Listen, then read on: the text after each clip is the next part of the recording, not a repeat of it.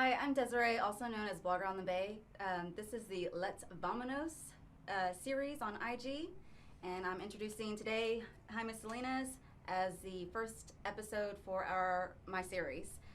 He's also a magician, local, and is also from my hometown, Baytown. And welcome to Let's Vamonos. All right, this is number one episode. I like that. I know, right? All right. So obviously, you're from Baytown. I'm from Baytown. We Right. have that in common. Right. We both lived in an area that's really small. Obviously, when you were living in town, it's a little bit Right. different, right, than what it is now. This might be TMI, but I've known you since we both were in diapers. Right. We can cut that part out, but Okay. go ahead. Yes, I've known you for a long time. But so tell me a little bit. Obviously, even though we lived in the same area, we lived in different times. Tell me a little bit about how you grew up in Baytown. Well, you just mentioned different times. You're right. Your sister is a little older, so Right. your sister and I would probably be in diapers. I was out of diapers when I met you. So, but back to growing up in Baytown, what was the question? I mean, what do you want to know? Like, as far as what was your experiences growing up in Baytown, like as a teenager? Well, as a teenager, that was a lot different because, when I first turned 16, I was driving. Right away. Right. And I was one of the lucky ones that had a car. So I was very independent, and I'm a very independent type person. So in my teens, I did a lot of things that most teens don't do today. As far as that independence part, there's a group called the Mexican American Graduates, the MAGs. Right. And, in high school, I don't know if they still had that. When you were in high school, it kind of probably dissolved by then. Right. They didn't have it when I was in high But I was school. president of my class. So, Oh, okay. So yeah, I was pretty involved. I was always into something. Oh my goodness. As far as what year did you graduate from high school? Yes. Is that too Okay. personal? Next question. Is that too personal? 1984. That's fine. I'm fine with that. Right. So, did you have any role models growing up, as in your youth? Who were your role models? I guess. My role models, believe it or not, were people like my dad and your dad. No, My really. dad? Really? Yes, your No dad. way. Your dad. I mean, your dad was a good-looking guy. Was in shape. He was a softball player, Right. and my dad ran the team. And these guys, they would work hard for their families and for Right, us, and right. and they're blue-collar workers. Yeah. They worked hard for us so we can have a much more comfortable life, which we do. Right, I mean, I'm right. thinking that. So my heroes, the people I looked up to, were people like our parents, like Oh, well, my mom and dad and Yeah. your parents. That's Yeah. awesome. That's awesome. That makes you kind of like, Yeah. So, as growing up, did you ever think that you would become what you are today as far as a magician? Not really. When I was 16 years old, again, I was very independent. I graduated when I was 17, and my dad worked for Exxon. My grandfather worked for Exxon. Your Right. dad worked for Exxon. Right. I mean, everybody pretty much worked for Exxon. We're in a blue-collar town. It's oil and gas Right. refinery, and so I thought, well, that's going to be my destiny. I'm going to work for Exxon. And so at 17 years old, I took the test, Mm-hmm. and then I got an interview right Okay. out of high school. Right. And they basically said, the job is yours. You're going to work in a plant. You're going to make all this money. I'm only 17 years old, and my first thought is, I don't want to work. I'm still a kid. I'm still, I don't know what I really want to do. So that was the big fear of, Right. so back then I really didn't know exactly what I wanted to do, but I knew it wasn't working in a plant. Right. So how did your path get into where you're at now? Did you go to school? Did you go to college? Did you, what build up to that point? Well, the guy who interviewed me said, the job is yours if you want it. And then I told him, I said, I really don't want this. And I explained, I took the test because my parents told me to take it, and that kind of thing. And it's a great career path, but he said, what do you want to do? And I said, I want to go to school. And he said, great, go get your degree, come back when you have your degree in petroleum engineering, chemical engineering. We'll hire you as an engineer. So I thought, great, so I went to school. I went to Lee College, local community college. Right. Great way to get your education and save money. Then I decided that petroleum engineering, chemical engineering was not really for me. I just really didn't like it, but I did like science. Okay. So then I went to the University of Houston in Clear Lake, and then I started working in the computer science field. Okay. That's where I found my calling. However, a trip to San Antonio, I ran into a street performer. They have the market. Right. You've been over there. Oh, Fiera, yeah. where, Yes. especially the softball tournaments. Yes. We'd go. Yes. But anyway, we're right there in Market Square. There's a little entertainment going on. Mhm. A guy named Mario. I don't remember his last name, but I remember his name. He's performing some magic, and it was pretty amazing. And then a week later, my wife and I, which was girlfriend at the time, went back to Houston, and there was a comedy magician at a comedy club. And they used me on stage, blew me away. Right. And then the following week, I was driving, and I saw a big sign that said Magic Shop. Right. So I went in, bought a couple of tricks, and then I started showing up for family and friends, and like, great, what else can you do? That's it. So then I had to learn more. They didn't have YouTube there then, so. No YouTube. I mean, internet was new and all that kind of stuff. So actually, it wasn't even internet back then. So I basically had to go back to the magic shop, start buying books, and started learning. And then I mean, it just grew from there. Self-taught pretty much then. For the most part. I mean, I've learned a lot on instructional videos. Mm-hmm. Back when VHS tapes cost like $100 to learn magic, and now you can buy a trick online for like $2-3, and oh my goodness. YouTube you can learn for free. Right. You can do anything, look up anything on YouTube, and you can definitely learn anything, I guess, per se. Right. So one of the reasons why I have Let's Vamonos is because I wanted to share the Latino voice in the community. There's so many Latinos that are doing amazing things as far as things that are not stereotypical, right? Like you said, you didn't end up going to the chemical plant industry because everyone else was doing it. You ended up making your own pathway. For the Latino community now, is there anything that you see that you're, as far as a voice that you would like to share to them as they grow up in the community, to inspire them? Or hold on a second. I wanted to say this question, but I'm like not getting it clear. Okay. So obviously, as a Latino in the community, is there something that you would like to share to inspire others as far as their path in growing?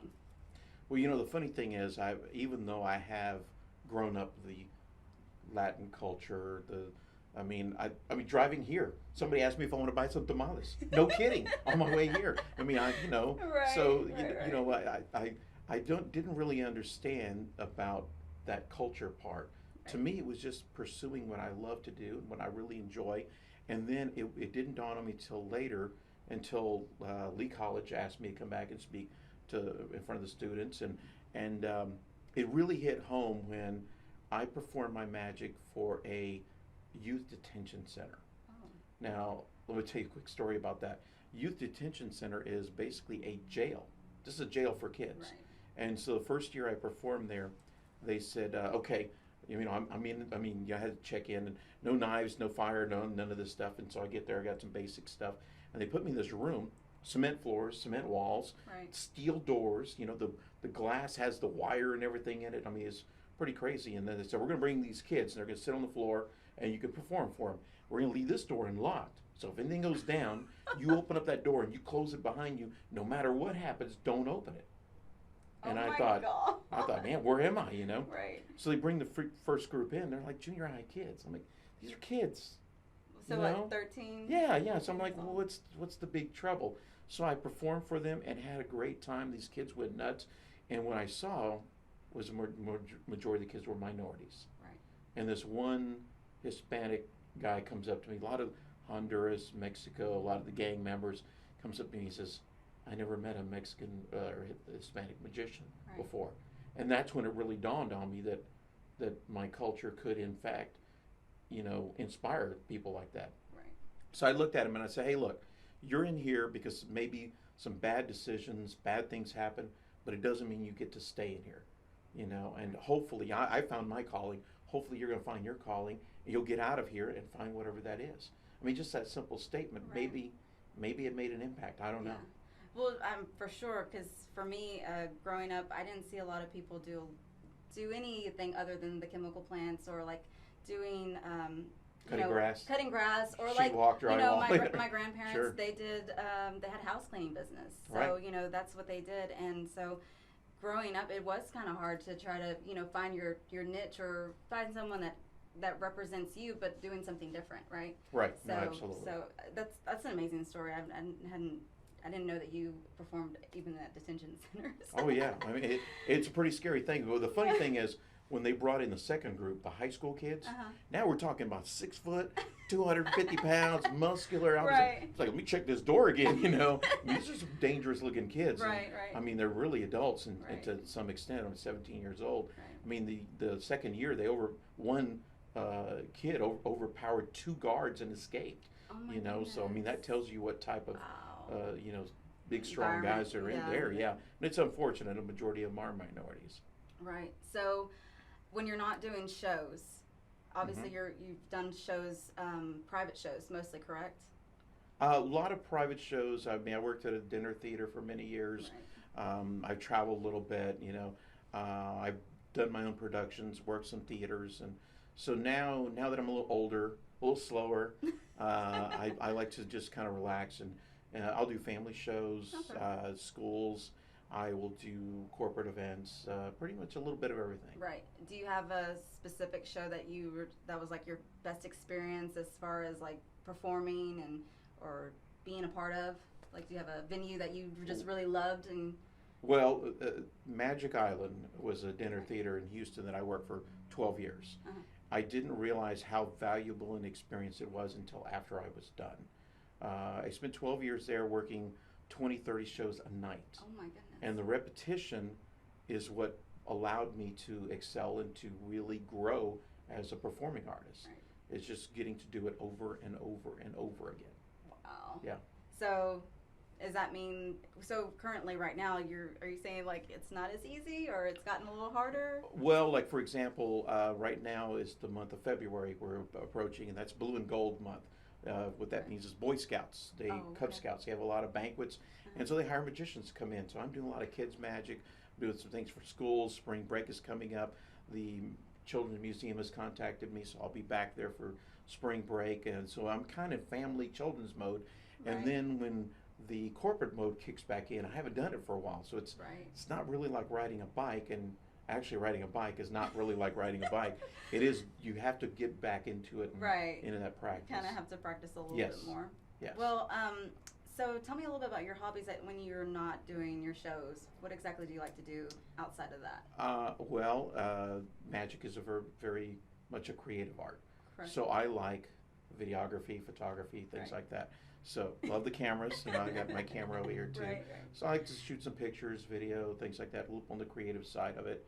I also like, you know, I'm a computer guy, so I like gaming, more old school gaming. Right. You know, that kind of thing. Like and Nintendo 64 or like PlayStation. Kinda. You know, I took one of those arcade one-up machines. You know, they sell at Walmart's. Oh, okay. And I took out the control panel, built my own, and took out the computer and replaced it with my own computer and the own front end software. So now it plays like 15,000 games. Oh my god! So, yeah. Is this in the living room at your house? Or it was. So my wife made me move it. Take that upstairs. So yeah. So that's funny. That's funny. Yeah. So I also know that you also don't you like to ride a bike? I do. It's been a while since I've been on the bike. You know, getting a little older and busy. You know, and I've had a few injuries too. Some. You know, nothing major, you know, but yeah. That's one thing I remember. Obviously, we've met before, so I remember you doing the bike. What is it? The bike trips that they have here in Houston. Oh, there's all kinds. If you're a bicycle rider, go to HTX Social on Facebook. You'll find a list of all the bike rides. If you like tacos, twice a month there's a taco ride. Right. I think that's the one. You go and you ride to 3 different stops, and it's great. You get to see the city in a whole new light. Then there's brewery rides, you know. Oh, wow. Carbach has one, and there's one where you just go to one stop and it'll be a different place, a restaurant or a bar, that kind of thing. Those are really fun. And then there's very competitive, very athletic type bike rides. Right. And that's where these guys are all out, you know. Right. 20 miles an hour, road bikes, thousands of dollars, you know, spent on bikes, that kind of thing. So I know you brought some things here. And I was kind of hoping you'd show us some of your tricks, if you don't mind. Sure. So. Well, let me also explain that magic kind of has evolved a little bit. Okay. I just came from an auction last weekend, and there was a friend of mine who owned a magic shop passed away, and a lot of the auction items were the glittery boxes with dragons on them, the Chinese characters and so forth, and that magic's kind of turned into more simpler stuff. No more props, no more fancy things. Right. So I brought a couple of simple things with me. Okay. Do you know what that is? A cup? It's a cup, yes. What kind of cup, though? I don't know. It's got a cloth in it. A black cup? It's, yeah, but it's used for something specific Okay. for. Do you know what it is? No, I don't. It's a dice cup. That's what it is. Okay. Dice cup, kind of like Yahtzee. Okay. So of course I have a die here. I'm going to drop it inside and put your hand on top. Give it a little shake, a little mix. Yeah, shake it, mix it up. Take a look and see what your number is. What'd you get? I'm supposed to tell you? Yeah, what'd you get? 5. A 5. Okay, shake it, mix it again. All right, you got it. Take a peek. What'd you get? A 4. A 4. So it's not the same number over and over. Right. Okay. All right. Now this time, shake it, mix it up, but don't tell me what your number is, and then you keep it covered once you've seen it. All right. Okay. I'll take my glasses off, look away, give it a shake, give it a mix. All right. Take a peek and let me know when you got it. Okay. I got it. All right. Don't say anything. Okay. I want you to think about what I'm about to tell you. If we were playing a game where a 1 would be an instant loser, a 6 would be an instant winner. Anything closer to 1 is closer to losing. Anything closer to 6, closer to winning. Think about how you feel. Okay, you see that look? She's feeling pretty good, but not completely happy. So you kind of were thinking about it. That's with your eyes looking up into the way. That's telling me you didn't roll a 6. No. But it's probably a big number, like a 4 or 5. Oh, you just gave it away. You should not play poker. I'm guessing a 4. Let me see. It's a 4. It's a 4. There you go. I definitely shouldn't play poker. All right. Let's do it again. Shake it, mix it up. Okay, now you know what I'm going to look for. All right, I'm going to turn away. Okay. Take a peek, see what your number is. Tell me Okay. when you got it. I got it. Okay, I'm going to look back. Okay. All right, I'm going to say some numbers. Don't say anything. Just keep that poker face. Oh. Look at me. Here we Okay. go. 1, 2, 3, 4, 5, 6. 1, 2, 3, 4, 5, 6. Okay, there's a very subtle difference here. I think not a 2, but a 1. Yes, it's a 1. What'd you get? It is a 1. It is a 1. Okay, Here, this let me time. show them so they know it is a 1. Oh, okay, it was a 1. Let's do this. Put it on the table, the die. Okay. We're going to get rid of the okay. cup, yes. Okay, I want you to pick the number, any number you want, facing up, and you're going to cover it, okay? Okay. That way you decide. We're not going to use chance, okay? Okay. All right, so go ahead and pick a number and cover it up. Let me know when you got it. You got a Okay. number? I got it. And is it covered? Yes, it's covered. Okay, don't say anything. All right. Okay. Try real hard. All right, I'm going to ask you a couple of questions, try to figure out how you think. What'd you have for breakfast today? I had, what did I have? I had 2 eggs and 2 pieces of sausage. Okay, did you see that? She had to think about it, so that means it was nothing special, nothing out of the ordinary, okay? That, what do you do for fun? Shop? Shop, okay. So, did you get an Amazon package today? No Amazon. package Okay, today. no Amazon, all right. Let's see, how many children do you have? I have 2. You have 2, okay. And how many pets? I have 1. 1. Okay, it's not a 1.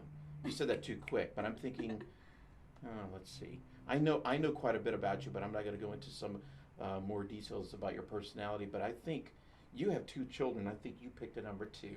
Let's see. Yes, there it is. 2. There we go. Yes. There we go. See, you're too easy. I know when you said what did I have for breakfast? I said, oh crap, I had 2 eggs this morning. 2 eggs. You didn't want to say I didn't that. want to say it. but I was like, You see. it was There we gonna go. give it was going to That's give good. it away. So That's good. That's awesome. Those Yeah. are really cool tricks. And it's just from the tells of our facial expressions. Yeah, this I kind- felt. I mean, for me, I'm very expressive with Yeah. my face, so I tend to, like you said, I wouldn't be Right. good at poker at all. You'd be surprised. I mean, over time, doing those shows over and over and over, I learned that no matter how different we are, no matter what culture you are, Latin, if you're Middle Eastern, if you're, doesn't matter, you're Right. African American, a lot of people have a lot of things in common.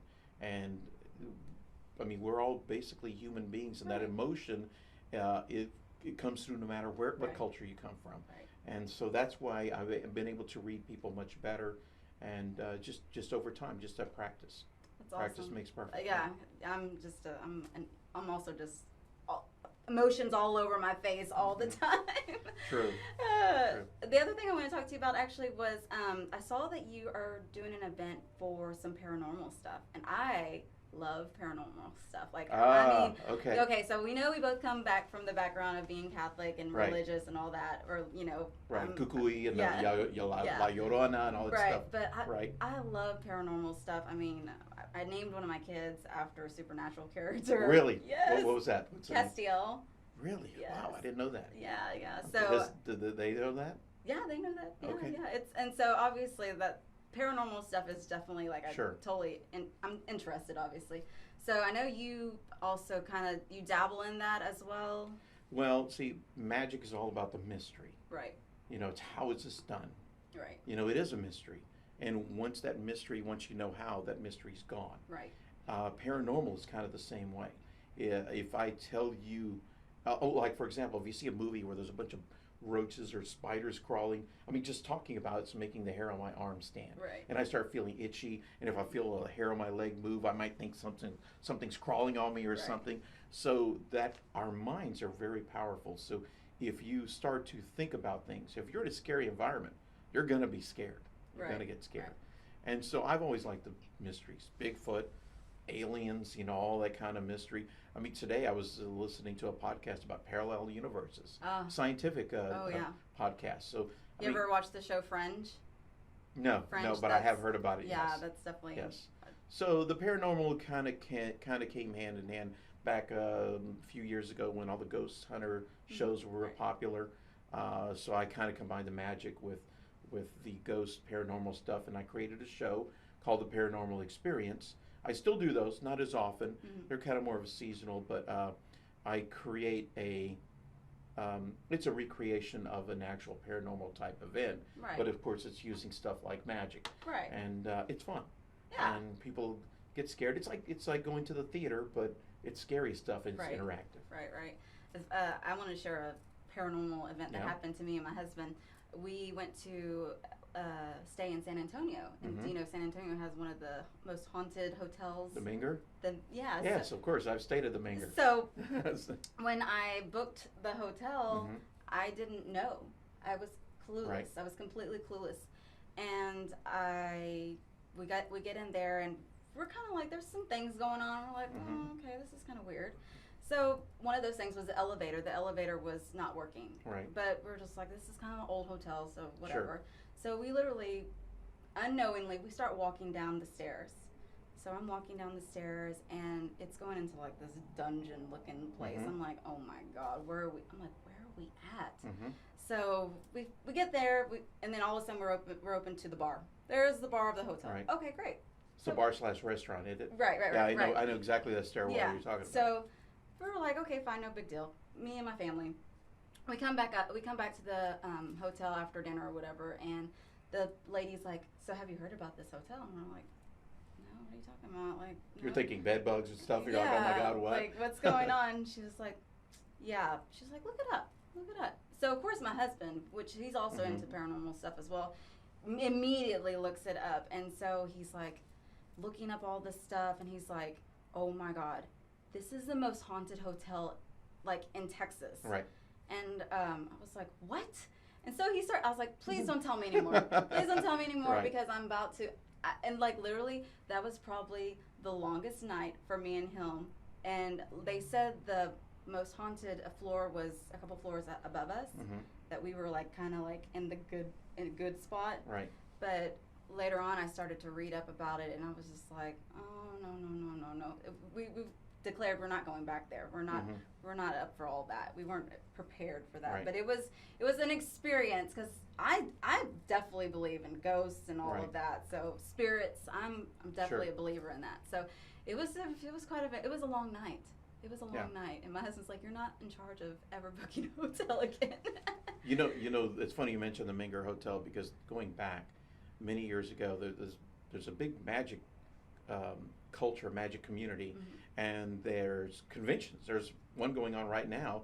Actually, there's two going on right now. There's one in Las Vegas, and there's one going on in I don't know exactly where, but there's two right now, big ones going on. Right. And there was a statewide convention, and there was one held in San Antonio. I was there at the Minger Hotel. An older magician showed me this incredible, scary, haunted trick, at that bar, at that restaurant. Oh my goodness. Right there in the dark, and of course I had a few drinks and, you know, combination of the lighting and the whole theatrics. Right. It scared the hell out of me, you know. Yeah. And I loved it. That was the Right. other thing too, is Yeah. I love being scared. Yeah. You know, at the same time you don't like it, I guess the Right. boost of adrenaline. Right. Anyway, I think that's really the kind of the spark that kind of got me to combine the two, the magic and the paranormal type stuff. Yeah. So I have a website called it's Paranormal Experience .org. Okay. I'm thinking that's right. Yes. All right. We'll Yeah. definitely have to check that out. Yeah, Well, I can't even remember my own website. So No, it's okay. Well, Jamie, thank you so much for being on here. I'm so glad to have you as my first guest on Yeah, Let's number one. Vamonos. Yes, and obviously, you know, please share the word that Let's Vamonos is going around town. So, you know, obviously, if you have anybody that you're wanting to recommend, you know, hey, bring them my way and we can share their story. Okay? All right, So sounds great. we're going to sign off and we'll be seeing y'all soon.